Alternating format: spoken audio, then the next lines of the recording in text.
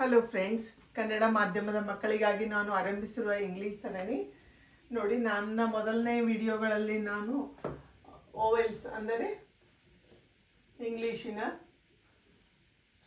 ಇಂಗ್ಲೀಷ್ನಲ್ಲಿ ಸ್ವರಗಳು A E I O U ಇವುಗಳ ಬಗ್ಗೆ ನಾನು ಯಾವ ರೀತಿ ವರ್ಡ್ಸ್ ಫಾರ್ಮೇಷನನ್ನು ಮಾಡಬೇಕೆಂದು ನಾನು ನನ್ನ ವಿಡಿಯೋಗಳಲ್ಲಿ ಹೇಳ್ತಾ ಇದ್ದೇನೆ.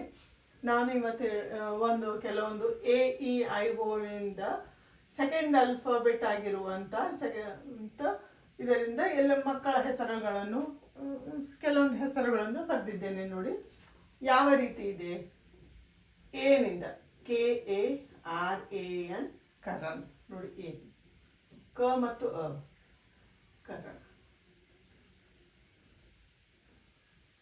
ಕರಣ್. ಇದು ನ ಮತ್ತು ಣ ಇಂಗ್ಲಿಷ್ನಲ್ಲಿ ಸೇಮ್ ಇದೆ, ಅದಕ್ಕೆ ಇದು ಕರಣ್.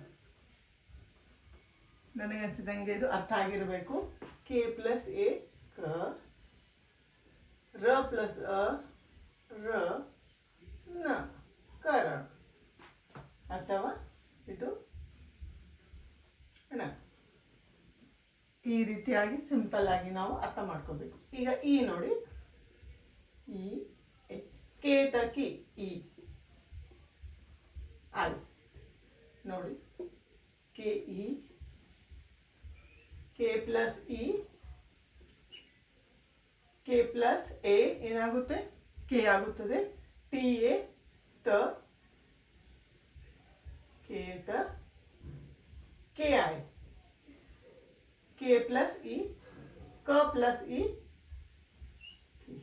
ನೋಡಿ. ಈಗ ಕೇತ.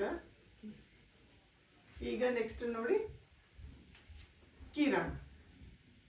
ಕೆ ಪ್ಲಸ್ ಐ ಕ ಪ್ಲಸ್ ಇ ಕಿ, ಆರ್ ಪ್ಲಸ್ ಎ ರ ಪ್ಲಸ್ ರ ನ. ಇಲ್ಲಿ ಣ ಆಗುತ್ತದೆ ನೋಡಿ. ನ ಣ, ಇಲ್ಲಿ ನ ನ ಕಿರಣ್ ನೋಡಿ. ಈಗ ಕೊಟ್ರೇಶ್. ಕೆ ಓ ಕೋ, ಕೆ ಪ್ಲಸ್ ಓ ಕೋ, ಇದು ಕಿರಣ್. ಕೋ ಟ ರ ಇ ನೋಡಿ, ಇದು ಒತ್ತಕ್ಷರವಿದೆ. ಕೊಟ್ರೆ ಶ. ಎಸ್ ಎಚ್ ಏನಾಗುತ್ತದೆ ಇಂಗ್ಲಿಷ್ನಲ್ಲಿ? ಶ ಆಗುತ್ತದೆ. ಕುಸುಮ. ಕೆ ಯು ಕ ಪ್ಲಸ್ ಉ ಕು, ಎಸ್ ಯು ಸ ಪ್ಲಸ್ ಉ ಸು, ಎಮ್ ಎ ಮ ಪ್ಲಸ್ ಆ ಕುಸುಮ. ಕೊಟ್ರೇಶ್.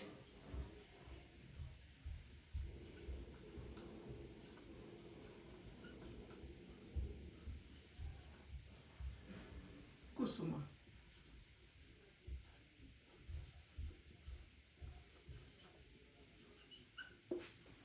ಈ ರೀತಿಯಾಗಿ A E I O U English ಹೇಗೆ ಸುಲಭವಾಗಿ ಕಲಿಯಬೇಕೆಂದು ಅಥವಾ ಬರೆಯಲು ಓದಲು ಕಲಿಯಬೇಕೆಂದು ನಾನು ಸೀರೀಸ್ನಲ್ಲಿ ಸಿಂಪಲ್ನಲ್ಲಿ ಹೇಳ್ತಾ ಇದ್ದೀನಿ. ಇದೇ ರೀತಿ ನಾನು ನನ್ನ ನೆಕ್ಸ್ಟ್ ವಿಡಿಯೋಗಳಲ್ಲಿ ಕೂಡ ಷಣ್ಮುಖ ಶ ನೋಡಿ. ಇದು ಶಂಕರ ಶ. ಎಸ್ ಎಚ್ ಏನಿದೆ?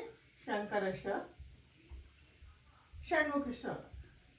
ಟಿ ಐ ಓ ಏನಾಗುತ್ತದೆ? ಷಣ್ಮುಖ ಶ. ಇದನ್ನು ಕೂಡ ನನ್ನ ನೆಕ್ಸ್ಟ್ ಕ್ಲಾಸ್ನಲ್ಲಿ ನಿಮಗೆ ನಾನು ಹೇಳುತ್ತೇನೆ. Thank you.